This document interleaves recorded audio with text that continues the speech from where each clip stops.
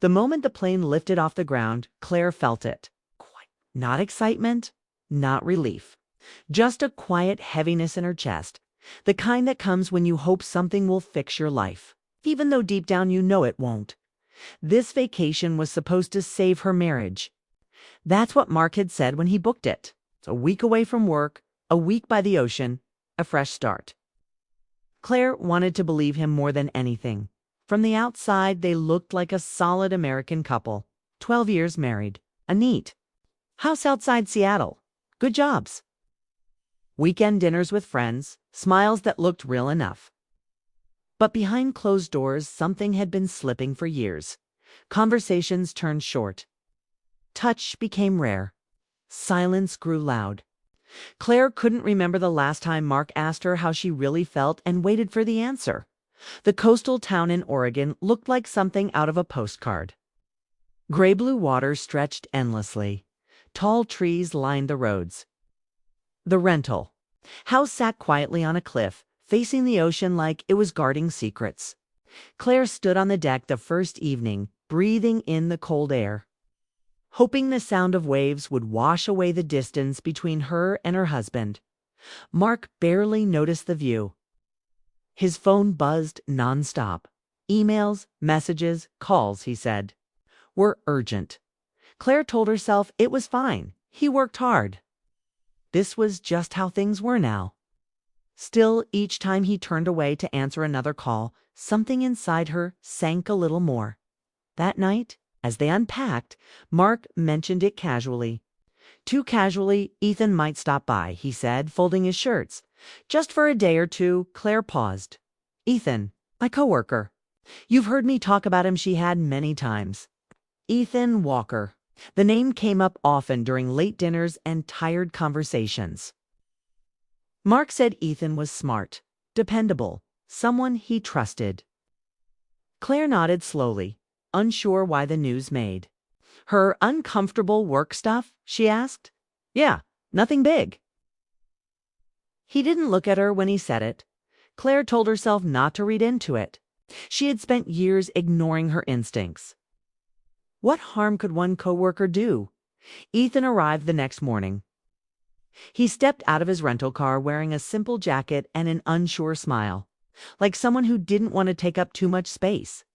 He shook Claire's hand politely and thanked her for letting him stay. His voice was calm, his manners careful. He didn't act like someone who planned to intrude. Right away, Claire noticed something small but strange. Ethan looked at her when she spoke. Not just quick glances, but real attention. It caught her off guard. Mark disappeared into work mode almost instantly. Calls on the deck. Laptop open at the kitchen table. Meetings that couldn't wait. By afternoon, Claire and Ethan were left alone in the house, the ocean humming in the background. They started with small talk. The drive, the weather, the town. Then the conversation drifted without effort. Books, old movies, music from their college years. It felt natural, easy, like talking to someone you've known longer than you actually have. Claire laughed more that afternoon than she had in months. The sound surprised her. They walked along the beach as the tide came in, their feet sinking into cold sand. Ethan talked about growing up in Michigan, about how he once thought he'd be a teacher before. Life took a different turn. Claire shared stories she hadn't told anyone in years, dreams she had quietly buried, moments she missed without knowing why. Nothing crossed a line, no touching, no flirting. Just honesty, and yet Claire felt something shift. That evening, Mark joined them for dinner but stayed distant, distracted. His mind was elsewhere. Ethan noticed and gently pulled back, giving them space. Claire appreciated that more than she expected. Over the next day, the pattern continued. Mark worked. Ethan stayed respectful. Claire felt caught between gratitude and guilt. She didn't understand why simple conversation felt so powerful, or why it hurt so much that it wasn't coming from her husband. On the third afternoon, fog rolled in thick and slow, wrapping the beach in silence. Claire and Ethan stood watching. The waves saying nothing for a long time. Can I ask you something? Ethan said carefully. Claire nodded. Double quotes.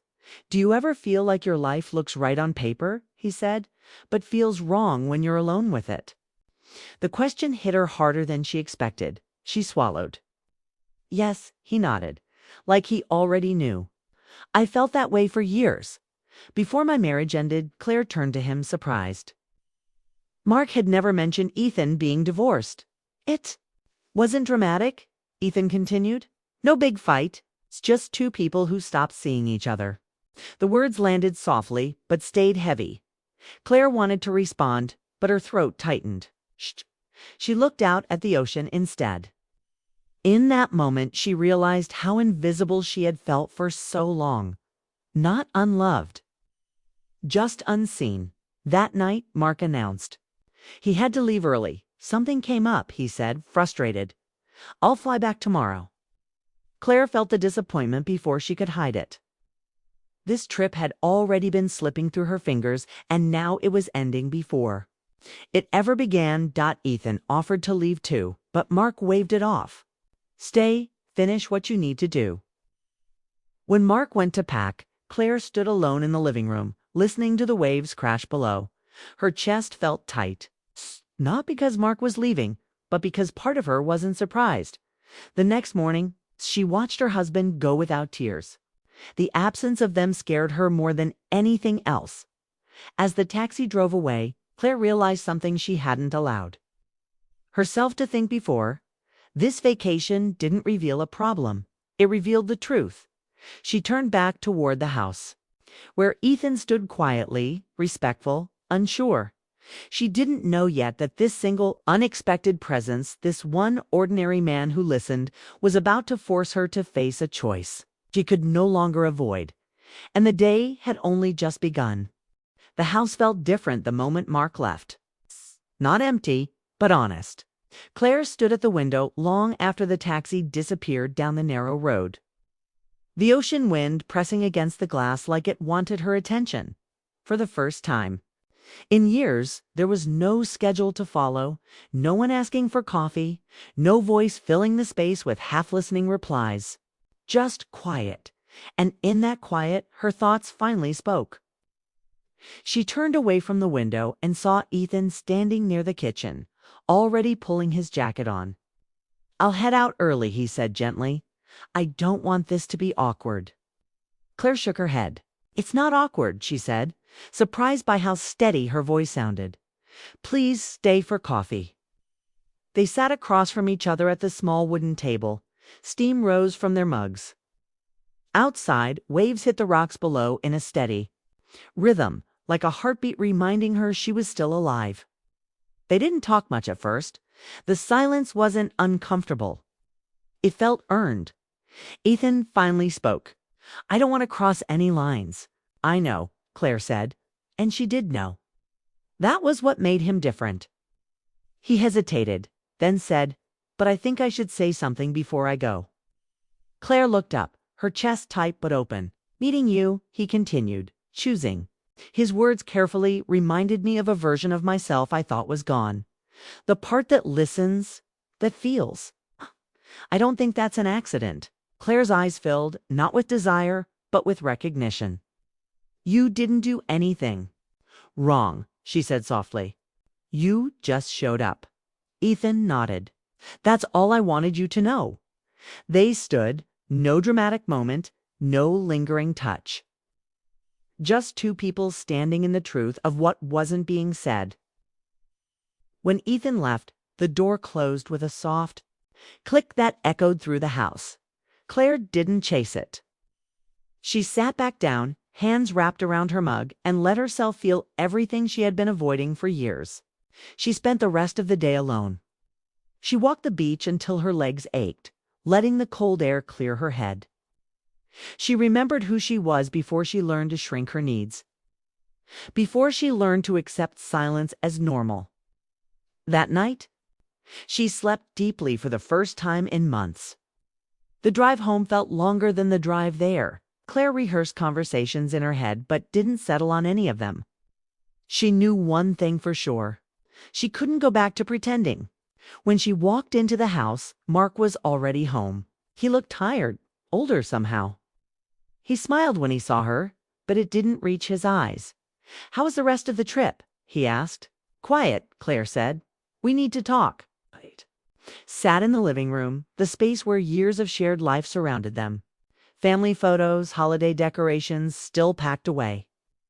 Evidence of a life built carefully, even when it wasn't nurtured. Claire spoke first. Not with anger, not with blame. "I've been lonely," she said, "for a long time."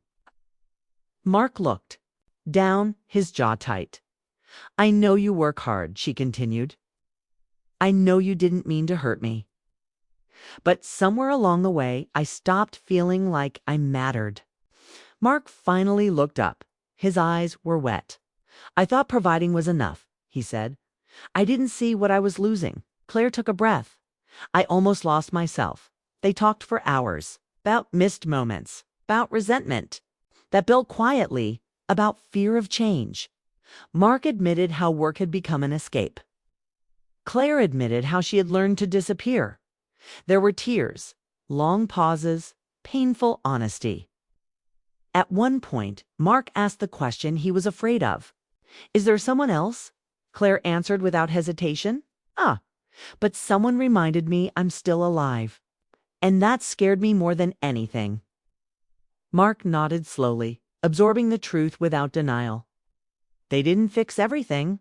That night, they didn't promise perfection. What they promised was effort. Real effort, counseling, time, presence. Weeks passed, then months. Some days were hard. Some days felt hopeful. Mark put his phone away at dinner. Claire stopped swallowing her feelings. They learned how to speak again, clumsy but sincere. Ethan never contacted her. Claire never reached out. He became a chapter, not a destination. One evening, months later, Claire and Mark walked along a local trail near their home. The sun dipped low, painting the sky orange and pink. Mark reached for her hand, not out of habit, but intention. "I'm glad you didn't give up," he said. "So am I," Claire replied. She understood now that the most powerful change didn't come from betrayal or escape. It came from awareness, from being seen just long enough to remember her worth. That vacation didn't end her marriage. It saved her life inside it. And sometimes the most unbelievable thing isn't what someone does. It's what they awaken in you and what you choose to do once your eyes are finally open.